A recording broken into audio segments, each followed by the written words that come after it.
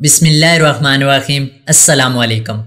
امارت اسلامی افغانستان وسطی ایشیا اور جنوبی ایشیا میں واقع چاروں اطراف سے بلند و بالا اور سنگلاخ پہاڑوں میں گرا ایک ملک ہے۔ اس کے جنوب اور مشرق میں پاکستان، مغرب میں ایران، شمال مشرق میں چین، شمال میں ترکمانستان، ازبکستان اور تاجکستان ہیں۔ ارد گرد کے تمام ممالک سے افغانستان کے تاریخی، مذہبی اور ثقافتی تعلق بہت گہرا ہے۔ یہاں بسنے والے زیادہ تر لوگ مسلمان ہیں۔ یہ ملک بالترتیب ایرانیوں، یونانیوں، عربوں، ترکوں، منگولوں، انگریزوں، روسیوں اور امریکہ کے قبضے میں رہا ہے، مگر اس کے لوگ بیرونی قبضے کے خلاف ہمیشہ مذمت کرتے رہے ہیں۔ ایک ملک کے طور پر 18ویں صدی کے وسط میں احمد شاہ ابدالی کے دور میں یہ ابھرا، اگرچہ بعد میں دورانی سلطنت کے کافی حصے ارد گرد کے ممالک کا حصہ بن گئے۔ افغانستان میں 50,000 سال پہلے بھی انسانی آبادی موجود تھی اور اس کی زراعت بھی دنیا کی اولین زراعت میں شامل ہے۔ سن 2000 قبل مسیح میں آریاؤں نے افغانستان کو فتح کیا، جس کے بعد ایرانیوں نے آرائیوں کو شکست دے کر ان سے یہ علاقہ چھین لیا۔ اس کے بعد یہ عرصہ تک سلطنت فارس کا حصہ رہا۔ 329 قبل مسیح میں اس کے کئی حصے ایرانیوں سے اسکندر اعظم نے چھین لیے، جس میں بلاغ شامل ہے، مگر یونانیوں کا یہ قبضہ زیادہ دیر نہ رہا۔ 642 عیسوی تک یہ علاقہ وقتاً فوقتاً ہنوں، منگولوں، ساسانیوں اور ایرانیوں کے پاس رہا، جس کے بعد اس علاقے کو مسلمانوں نے فتح کر لیا۔ مسلمانوں کی اس فتح کو تاریخ میں عربوں کی فتح سمجھا جاتا ہے، جو کہ کچھ محققین کے مطابق غلط ہے، کیونکہ اس وقت مسلمانوں میں کئی اقوام کے لوگ شامل تھے۔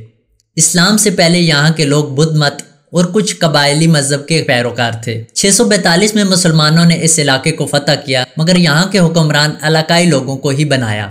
پہلے یہ حکمرانی خراسانی عربوں کے پاس رہی۔ سن 998 میں محمود غزنوی نے ان سے اقتدار چھین لیا۔ غوریوں نے 1146 میں غزنویوں کو شکست دی اور انہیں غزنی کے علاقے تک محدود کر دیا۔ یہ سب مسلمان تھے، مگر 1219 میں چنگیز خانی منگولوں نے افغانستان پر حملہ کر کے اس پر قبضہ کر لیا۔ ہرات، غزنی اور بلیغ مکمل طور پر تباہ ہو گئے۔ منگول بعد میں خود مسلمان ہو گئے، حتیٰ کہ تیمور نے 14ویں صدی میں ایک عظیم سلطنت قائم کر لی۔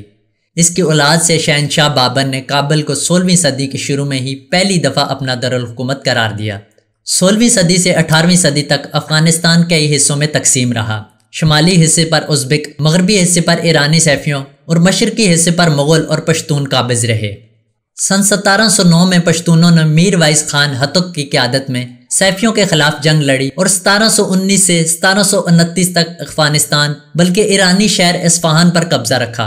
1729 میں ایرانی بادشاہ نادر شاہ نے انہیں واپس دھکیلا اور ان کے قبضے سے تمام علاقے چھڑائے، حتیٰ کہ 1738 میں قندھار اور غزنی پر بھی قبضہ کر لیا، جو 1747 تک جاری رہا۔ پشتونوں اور فارسی بولنے والوں کی یہ کشمکش آج بھی جاری ہے، حالانکہ دونوں مسلمان ہیں۔ احمد شاہ درانی کو بجا طور پر افغانستان کا بانی کہا جا سکتا ہے۔ احمد شاہ درانی کو احمد شاہ ابدالی کے نام سے بھی یاد کیا جاتا ہے۔ جون 1747 میں نادر شاہ قتل ہو گیا، جس کے بعد لویا جرگے نے ابدالی قبائل کے احمد شاہ درانی کو سربراہ چن لیا۔ پہلے قندھار میں اپنی حکومت قائم کرنے کے بعد احمد شاہ درانی نے تمام تر قوت افغانستان کو ایک ملک بنانے پر صرف کی۔ درانی سلطنت میں موجود ایران، افغانستان، پاکستان اور بھارت کے کچھ علاقے شامل تھے۔ اس کی سلطنت میں ایران کے شہر مشہد سے لے کر کشمیر اور موجودہ بھارت کے شہر دلی تک کے علاقے شامل تھے۔ احمد شاہ درانی کا ایک اہم کارنامہ جنوری 1761 میں پانی پت کی تیسری جنگ میں مرہٹوں کو شکست دینا تھا، لیکن اس جنگ کے بعد سکھوں نے پنجاب میں اثر بڑھانا شروع کیا اور آہستہ آہستہ پنجاب کے کئی علاقوں پر قبضہ کر لیا، لیکن اس وقت تک افغانستان کو ایک مضبوط ملک کی حیثیت حاصل ہو گئی تھی۔ 1772 تک احمد شاہ درانی اور اس کے بعد اس کی اولاد کی حکومت رہی۔ اس کی اولاد میں ایوب شاہ کو 1823 میں قتل کر دیا گیا اور بعد میں کابل کی حکومت محمد شاہ اور پھر 1826 میں دوست محمد خان کے پاس چلی گئی۔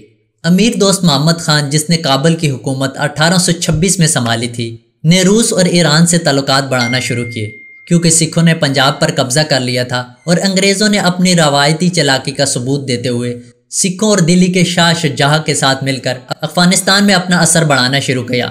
حالانکہ دونوں انگریزوں کے بظاہر دشمن تھے، شاہ شجاع کو انگریزوں نے کابل کے تخت کے سبز باغ دکھائے۔ اس زمانے میں روس اور برطانیہ ہند میں کئی ہزار میل کا فاصلہ تھا اور وسطی ایشیا کے شہروں مرو، خیوا، بخارا اور تاشقند کو مغرب میں لوگ زیادہ نہیں جانتے تھے، مگر انگریز یہ جانتے تھے کہ روسی ان پر قبضہ کرنا چاہتے ہیں۔ ان کو روکنے اور افغانستان میں اپنا اثر بڑھانے کے لیے انگریزوں کی مکرانہ جد و جہد کو دی گریٹ گیم کے نام سے یاد کیا جاتا ہے۔ اس سلسلے میں انگریزوں نے 2 جنگیں لڑی۔ پہلی جنگ اس وقت ہوئی جب ایرانیوں نے ہرات کے لوگوں کے ساتھ مل کر انگریزوں اور روسیوں کو افغانستان سے بے دخل کرنے کے لیے افواج پورے ملک میں روانہ کی۔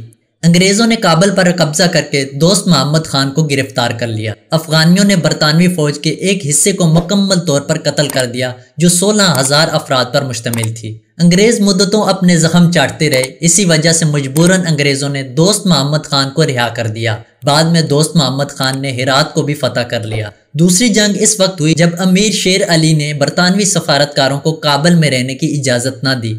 اس جنگ کے بعد انگریزوں کے ایما پر 1880 میں امیر عبد الرحمن نے افغانستان کا اقتدار حاصل کیا، مگر عملاً کابل کے خارجی معاملات انگریزوں کے ہاتھ میں چلے گئے۔ اسی اثر کا فائدہ اٹھاتے ہوئے انگریزوں نے افغانستان کے ساتھ سرحدوں کا تعین کا معاہدہ بھی کیا۔ امیر عبد الرحمن کے بیٹے امیر حبیب اللہ خان بعد میں افغانستان کے بادشاہ ہوئے۔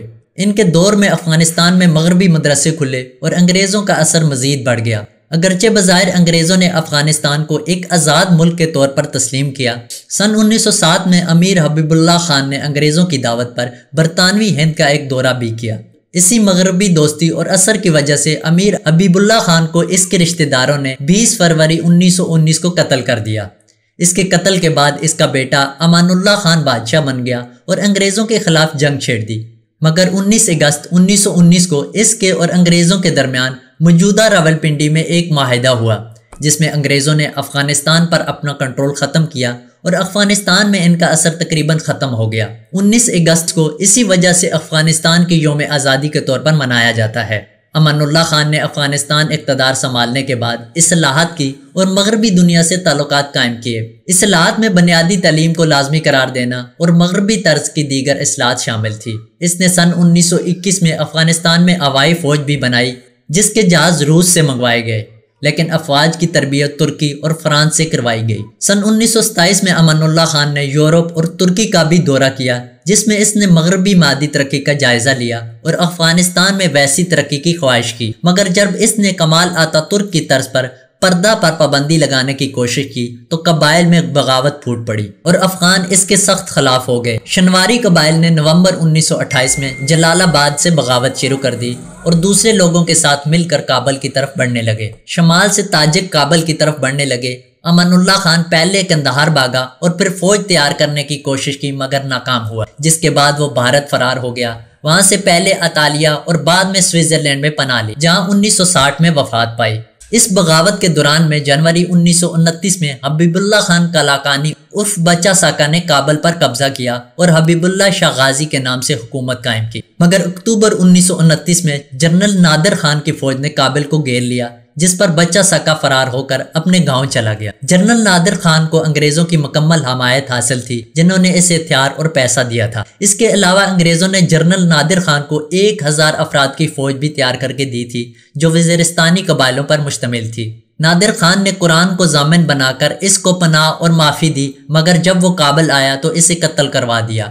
1929 سے 2022 تک افغانستان کی تاریخ ہم ویڈیو کے دوسرے پارٹ میں بیان کریں گے اور آپ کو بتائیں گے کہ کیسے روس نے یہاں قبضہ کرنے کی کوشش کی اور بدترین شکست کھائی۔ اس کے بعد طالبان حکومت نے کیسے حکومت بنائی، امریکہ نے کیسے حملہ کیا اور طالبان کے ہاتھوں تاریخ کی بدترین شکست کھائی، اور آج افغانستان کیسا ہے۔ نیکسٹ پارٹ کا لنک نیچے ڈسکرپشن میں موجود ہوگا، آپ وزٹ کر سکتے ہیں۔ ویڈیو پسند آنے کی صورت میں ہمارے یوٹیوب چینل کو سبسکرائب کر کے ساتھ موجود بیل آئیکن کو بھی پریس کر دیں، تاکہ ہماری ہر نئے آنے والی معلوماتی ویڈیو کا نوٹیفیکیشن آپ کو مل سکے۔